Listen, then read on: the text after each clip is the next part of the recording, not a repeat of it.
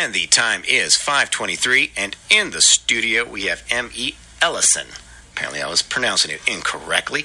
And she is the author of Rachel and the Mighty Arm That Built Egypt. Thank you for being here today. Thanks for having me, Aaron. And you came all the way from Chico. Yes. So I appreciate you driving all the way up here to visit us. Now, I haven't finished it.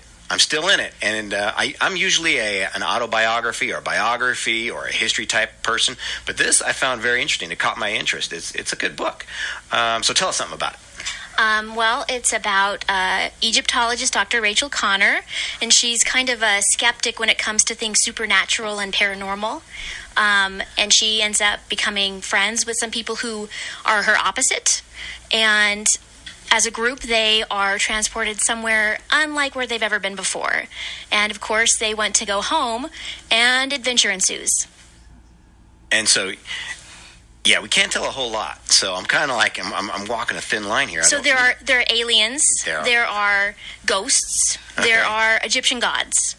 That's really all I can tell you without you reading it. Yes, I'm on chapter 13, so I'm halfway through.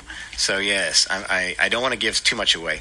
But, and this is your first book? Yes. But it's the first of 3. Yes, Dr. Rachel Connor's story is going to be a trilogy. I'm currently working on getting all my notes together and outlining it for the next book. And I didn't do that last time. I didn't write an outline. So I've heard that if you outline, you can write your book a lot quicker. And we'll see how that goes. Okay. Now, what inspired you to write this, though? 'Cause this is your first book. Well, I started writing a few different other books that I just didn't complete. I ended up getting uninspired. Okay. But with this book, as cliche as it may sound, it was inspired by a dream I had. Huh. And the funny thing is that the actual book has nothing to do with the dream, but I started writing it thinking it was going to go in the direction the dream went. And then I got partway through and I'm like, nope, that's not the story. So it was inspired by a dream, but it's not like the dream. Very good. So, and you also have a website if people are interested. It's also on Amazon if people would like to go. You say the first 6 chapters? The first 4 chapters. 4 chapters. On Kindle. If you have a Kindle or if you have a smartphone or something like that, you can go ahead and download the app and you can read the sample, which is the first 4 chapters. And also, if you have Kindle Unlimited, then you can read the book for free. Excellent. You can read it for free, the whole book. Yeah. Really? Now, how do you make money on that? It's my little secret. Okay, good. Now, we went to school together in CSU Chico. That's how I know you. Yes. And you're always kind of the smart one. Did you have to do any research for this book, or did you already know it from past classes? I don't know. I had a really strong interest in Greek mythology when I was probably about 13 or 14. And then when I was first starting college, I took a Western civilizations class, and I became really interested in Egypt. And so I have a little bit of a mythology background because of me just having special interest in it, but I didn't have to do a lot of research on this, but I did some. I researched things like name meanings and stuff. And so if you find names that have to do with other cultures, the names have very particular meanings, like they were chosen purposely. Now, in one of the first pages you turn and open, it says that this is for Ira. Yes, it's for my wonderful Ira. Ira is my husband. Oh, I'm sorry, I didn't mean to yell on the mic. Okay, well, good. So this is for him. Yes. I probably would have, if somebody would have said, I'm going to write, and I would have probably given them a certain amount of time to complete something before I just gave up on them. And I would have still loved them, but I would have been like, okay, so you said you were going to do this, but you didn't. Mm-hmm. But Ira has never given up on me. And so definitely this book is absolutely for him. And he's here in the background. Hello, Ira. Hello. I did highlight something in the book that I thought was a wonderful line.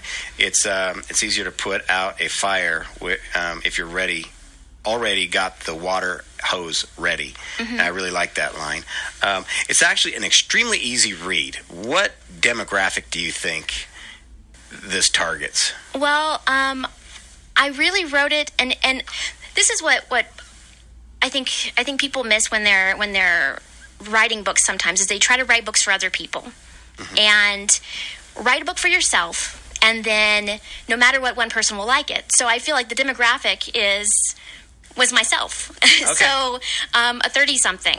And but I think that easy read. But the reading level probably could go down to a 5th grade reading level. Right.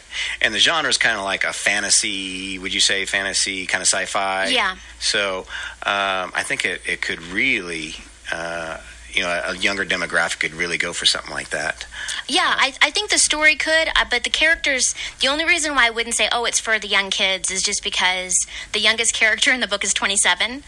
And though I think that there's story elements that could really capture the interest of younger readers, it wasn't specifically written for younger readers. Okay.